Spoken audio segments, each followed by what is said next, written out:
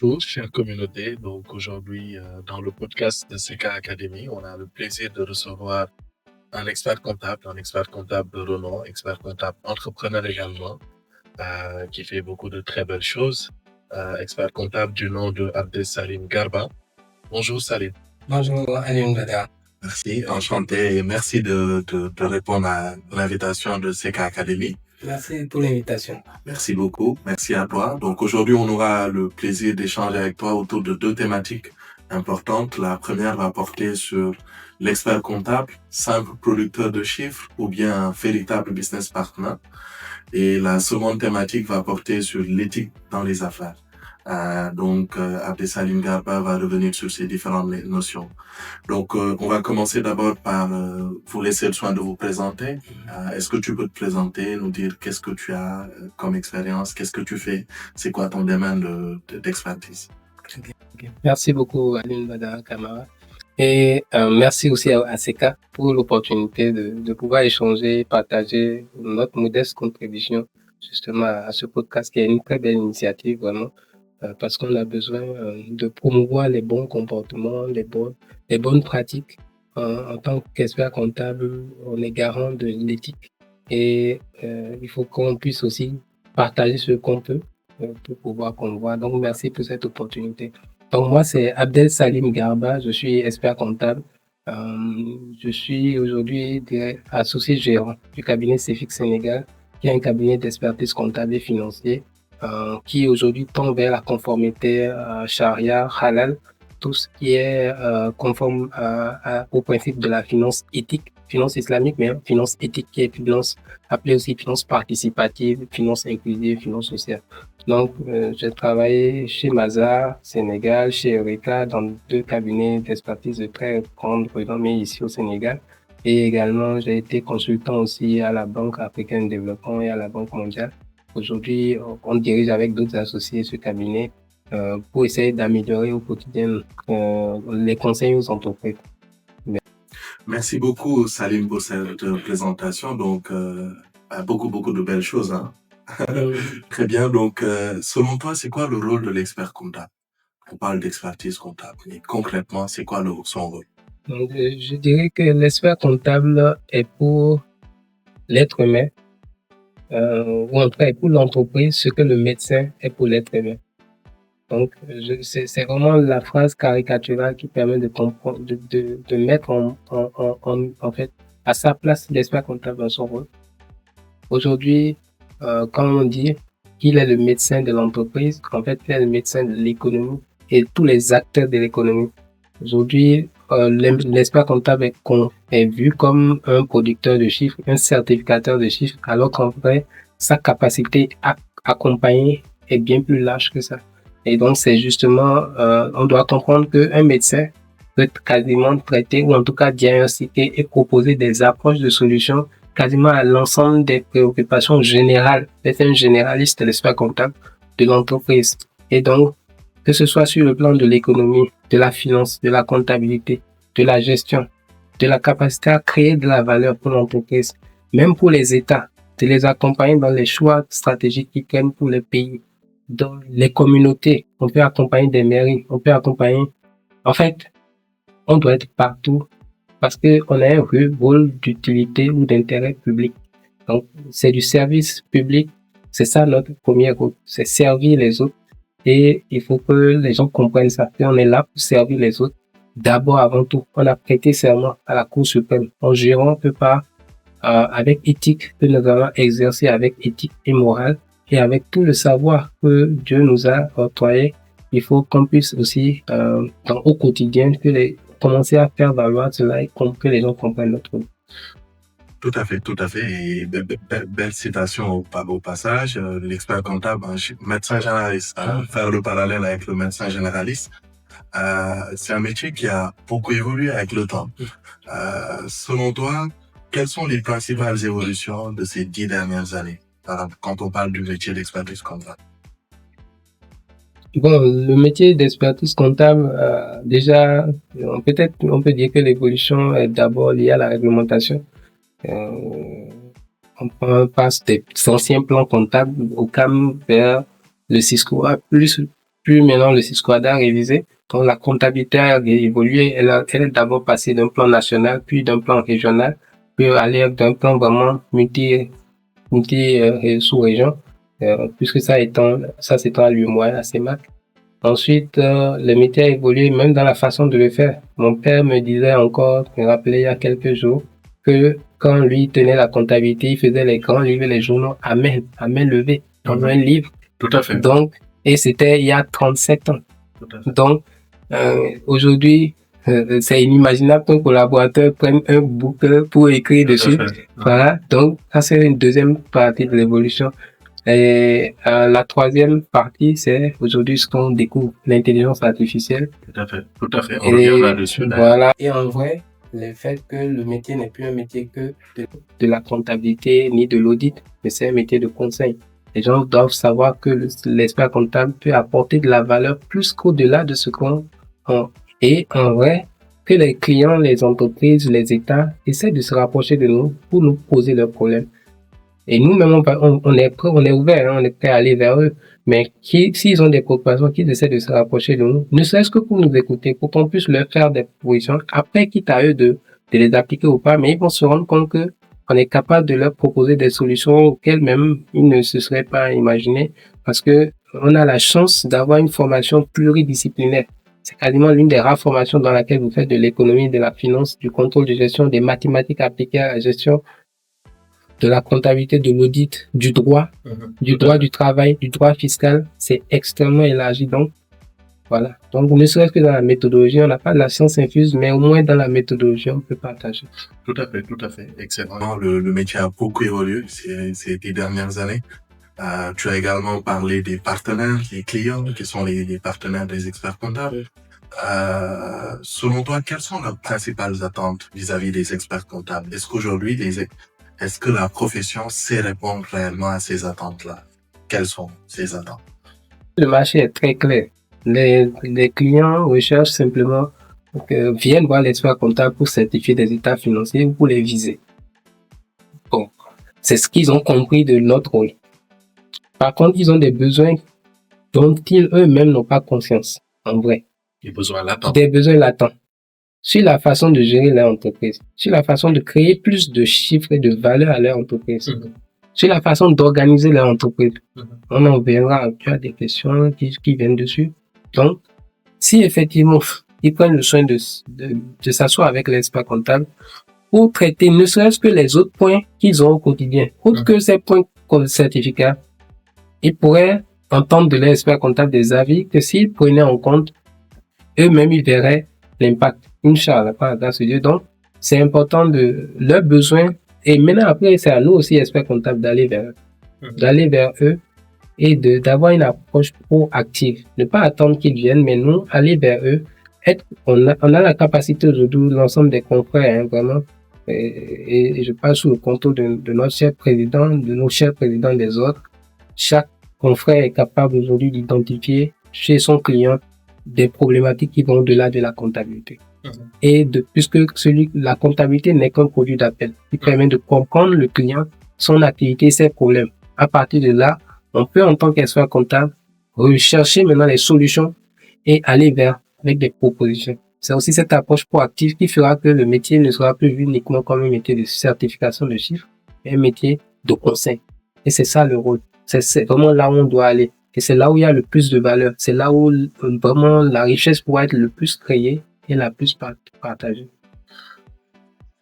Parfait. Et de ce que j'entends, tu prônes plus que chacun à son échelle essaie de vulgariser toutes les capacités et le savoir-faire de l'expert comptable à petite échelle. Tout à fait. Selon toi, comment tu vois en fait cette évolution? Quelle est la perception en fait que toi tu peux ressentir des clients vis-à-vis de l'expert comptable? Comment ils voient les experts comptables selon toi? Oh, c'est bien, ils voient comme celui qui doit viser les états financiers, c'est ça. Et donc aujourd'hui, on ne peut pas changer les choses du jour au lendemain. Il vaut mieux que chacun à son niveau essaye de regarder dans son portefeuille de comptable, de tenue de comptabilité, et ne serait-ce que prendre 3 ou 5 clients de ce portefeuille qu'il considère comme des clients sérieux solide à accompagner, qu'il analyse en profondeur.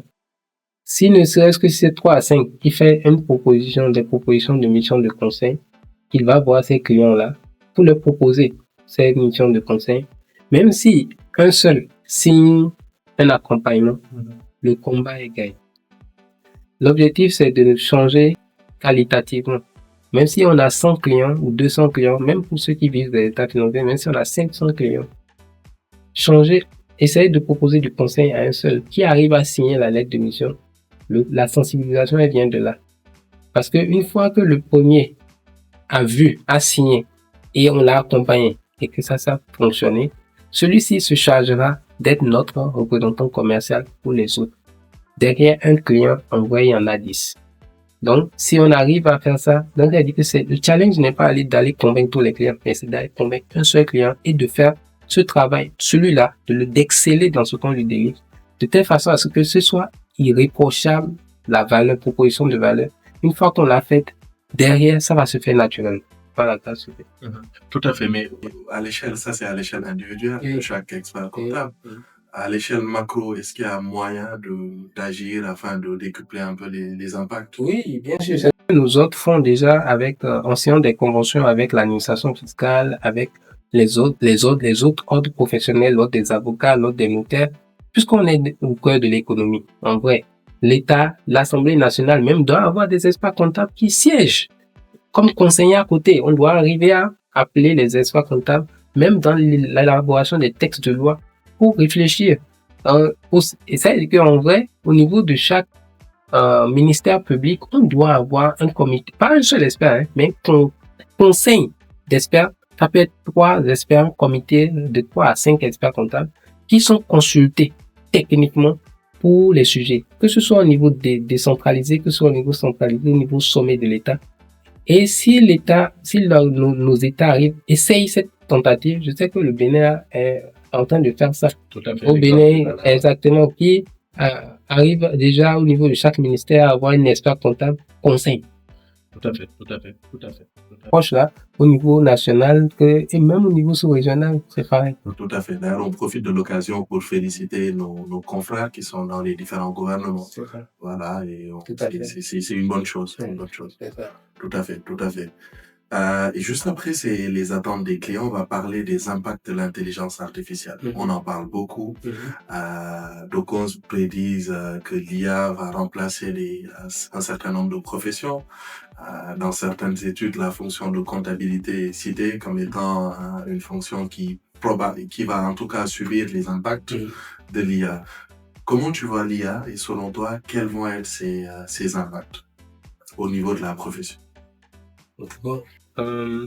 L'intelligence artificielle, il faut qu'on comprenne que c'est un outil. Tout comme tout ce qu'on a eu comme logiciel jusque-là, c'est des outils. Mais l'intelligence artificielle ne se substituera jamais à l'être humain. Parce que Dieu a créé l'être humain et il a même dit aux anges, il y a une particularité chez les hommes. Et qu'est-ce qui fait la particularité de l'homme? C'est son âme, c'est sa conscience, sa capacité à acquérir de la science. C'est parce que l'être humain, Dieu l'a créé avec une capacité d'acquisition de sens et d'évolution que nulle autre espèce n'a. Ça veut dire quoi? Ça veut dire que nous, on doit comprendre que même si on a des outils comme l'intelligence artificielle, nous, on ne doit jamais arrêter d'acquérir de la connaissance.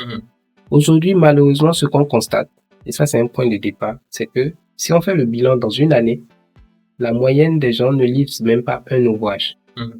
On dit quand tu veux cacher la vérité à un Africain, mets-le dans un livre. Alors que la science est dans les livres. Il faut déjà que les gens comprennent que l'intelligence artificielle ne marche qu'à la qualité de celui qui lui pose une question. La qualité de ce qui sort de l'intelligence artificielle dépend de la qualité de la requête. Donc, si celui qui fait la requête n'est pas suffisamment cultivé, il va pas poser des questions suffisamment pertinentes pour que l'intelligence artificielle puisse aller rechercher dans des bases de données pour le délivrer. Tout à fait. Ça veut dire quoi? Ça veut dire que l'être humain ne peut jamais l'intelligence artificielle ne pourra jamais s'utiliser puisque nous, on évolue constamment. Donc, ça veut dire que à nous de renforcer nos connaissances, d'évoluer en sciences dans nos domaines d'expertise et maintenant d'exploiter l'intelligence artificielle comme un outil pour aller plus vite, et qualitativement. Parce que l'intelligence artificielle te permet de sortir des rapports plus vite, te permet de faire des notes, des analyses beaucoup plus rapides, mais n'empêche que ce que l'intelligence artificielle te sort, parfois, la plupart du temps, c'est pas parfait. Et si tu n'as pas la connaissance pour savoir que c'est pas bon, tu ne peux pas lui dire non, attention, corrige. Donc, si tu comptes que sur ça, tu te plantes. Donc, dans cette optique-là, c'est un allié, c'est un atout. Donc, c'est de ce point de vue, pour le métier, ça nous permet vraiment de digitaliser, d'accélérer nos processus. En fait, l'intelligence artificielle va permettre de délivrer plus rapidement des rapports de meilleure qualité aux clients, d'amener même des missions de conseil dont on parle. Si vous prenez un client, vous analysez toutes ses préoccupations, vous rentrez dans l'intelligence artificielle en tant qu'expert comptable et vous lui posez des problèmes en lui disant, voilà, j'ai tel client qui a tel problème, propose-moi des missions de conseil. Testez ça, vous allez voir qu'il va vous proposer des approches de conseil. Et maintenant, vous êtes expert comptable, vous avez la capacité de savoir, ok, est-ce que ça c'est adapté à mon client? Et non, bon, ok, et corriger. C'est comme ça fonctionne. Tout à fait. Voilà. Et même créer une offre à partir de l'intelligence artificielle. Donc, c'est un catapulteur de création de richesse et non un régresseur. Au contraire, donc, c'est la façon dont on l'utilise qui fait la différence. Mais si on l'utilise de façon non réfléchie, de façon mécanique, on devient comme les autres. Alors que l'être humain doit aussi faire l'effort. Ça ne veut pas dire qu'il ne faut pas cesser d'apprendre. Non, il faut continuer à apprendre. Il faut continuer et aller acquérir la science dans la lecture. Leaders are readers. Enfin, et ça permet en fait de voir effectivement de ce que tu dis. Je retiens effectivement que l'IA n'est qu'un outil et que l'être humain a toujours su rebondir de par les différentes évolutions qu'il y a eu. Et l'être humain est toujours au-dessus d'un outil. L'outil ne peut pas être au-dessus de l'être humain. Et qui dit outil, dit que c'est l'humain qui doit s'en servir. Et aujourd'hui, il y a un certain nombre de compétences à développer, notamment le prompt engineering, sur comment utiliser l'IA, comment être dans l'esprit de l'IA, comment savoir l'utiliser, savoir s'en servir. Et pas le contraire. Parce que c'est le contraire qui va être fatal pour l'être humain. Et la notion de l'humanité revient. Selon toi, quelles sont les dimensions humaines, quelles que soient les propensions et évolutions de l'IA, qui vont toujours rester et que le client va toujours rechercher auprès d'un expert comptable? Quelles sont ces dimensions humaines? Bon, en tout cas, dans toutes les religions révélées, je prendrai nous la nôtre, l'islam. Notre meilleur exemple, c'est le prophète Mohammed, père et bénédiction sur lui, sa notre famille et ses compagnons. C'est dans le comportement, c'est dans l'humain, dans la relation. C'est les relations sociales. C'est être avenant avec son client. Ce n'est que ça. L'IA ne pourra jamais se substituer à nous pour ça. Être avenant avec ses clients, être avenant avec ses partenaires, c'est des êtres humains. Quand j'arrive quelque part, le Saint-Père te dit bonjour, c'est l'être humain. Quand je vois un client, le Saint-Père, avant de commencer une réunion, de lui demander s'il se porte bien, si sa famille, prendre des nouvelles de sa famille. C'est des choses, on est dans un monde où le capitalisme a tellement pris de la place qu'on oublie d'abord que en face de nous, on n'a pas des machines. Donc ça, aucune machine ne pourra remplacer. C'est l'humain. L'humain, c'est traiter les gens avec humanité. Que ce soit les clients, que ce soit les collaborateurs, que ce soit sa famille, rester humain. C'est aussi simple que ça. Ça, c'est quelque chose qu'on ne pourra jamais remplacer. Tout à fait. Parfait. Et peut-être un mot de la fin par rapport à cette première thématique. Un mot de la fin. Je reviens toujours sur la phrase « L'expert comptable est pour l'entreprise et pour l'entrepreneur ce que le médecin est pour l'être humain. » Quand vous avez un problème, allez voir votre expert comptable. Vous avez un problème, allez-y voir votre expert comptable. Donc, merci beaucoup, Abdesalim Garba. Merci beaucoup.